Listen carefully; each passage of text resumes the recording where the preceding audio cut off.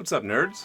So my name's Jeff. I'm a comedian, but I'm also a big nerd. If you like nerd things like RPGs, survival games, or TaleSpire, I would appreciate the sub. Anyway, TaleSpire, is it good? Yes!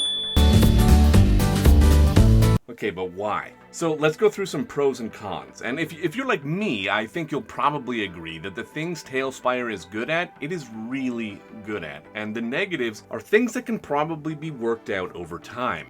First off, TaleSpire is incredibly good at facilitating dungeon crawls. This is probably its best function. The DM tools and the visuals provided in the forms of props, minis, and atmosphere effects are perfect for any kind of dungeon you can think of.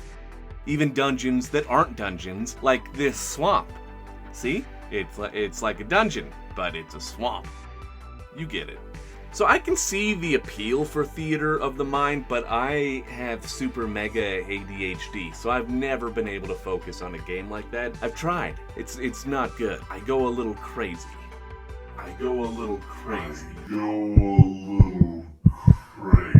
While 2D representations on battle maps and virtual tabletops definitely hold players' attention and give them enough information about a scene to make decisions and have a good time, when it comes to setting the mood,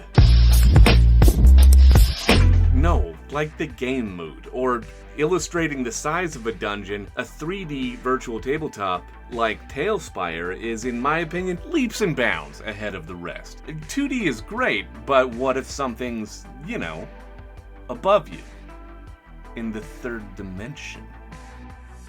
So this one is psychological, but I think it's important to mention. All the things that make TaleSpire great for dungeons can also serve to limit the decisions that your players are comfortable making. When looking at a 3D battle map like this, it's pretty easy for a player to get locked into the video gamer mindset. When you're playing a video game, the decisions that you can make are limited to the mechanics programmed into that game. Like, for example, when you're playing Fallout 4, you can't just pick up debris and hurl it at an enemy or smash through a rotted wall to surprise the bad guys on the other side, because those aren't functions of the game. It's easy for players looking at a wall in TaleSpire to get into that mindset, to think of it as something that would behave like a wall in a typical video game, impenetrable, unmoving, and invincible. So including disclaimers at the beginning of a game or during your session 0 to get them into that D&D mindset are important, and give them refreshers occasionally. Outside-the-box thinkers in tabletop groups are great for this, because when one person tries something crazy, the rest of them are going to want to give it a shot.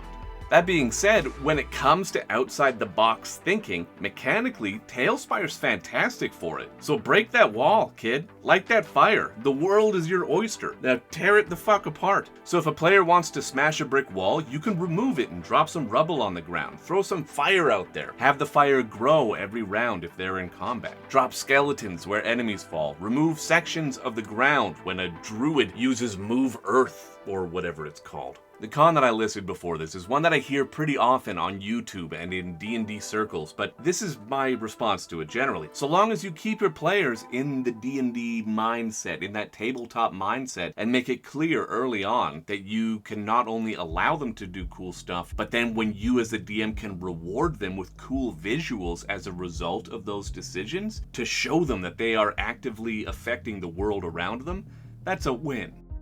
I think the biggest negative for TaleSpire is that there's no free player version. I do have a video up for how to run a game in TaleSpire using just one copy. However, that obviously isn't the best way to run a game using this. The best experience you can have with TaleSpire is if everyone is in-game using the program. And that's for both the DM and the players. While generally, programs like this will have a demo or a limited feature version for players to join games with, TaleSpire is one of a few that will require everybody to purchase the program.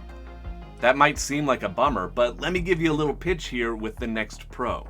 There are no microtransactions. This game is updated regularly, and those updates are just patched in. There's no subscription, and there's no battle pass, which, by the way, is just a fucking subscription with extra steps, you sheep. There's an active modding community. There's an active map sharing community with skilled artists building maps so that even if building the map isn't your thing or you don't have the time, you can use theirs. And some of them even take commissions so you can get it custom made. People can share boards back and forth with a simple text-based copy-paste. That means that even your players can help contribute to the world by building boards if they have it themselves. Did one of your players create a faction or a town with their backstory?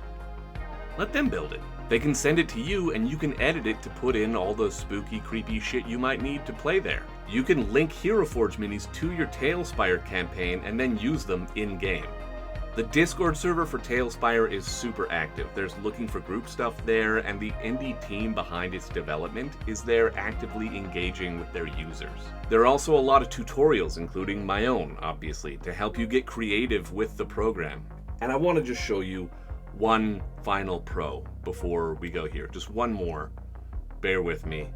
Reverse centaur. It's a reverse centaur. He's got running shoes on!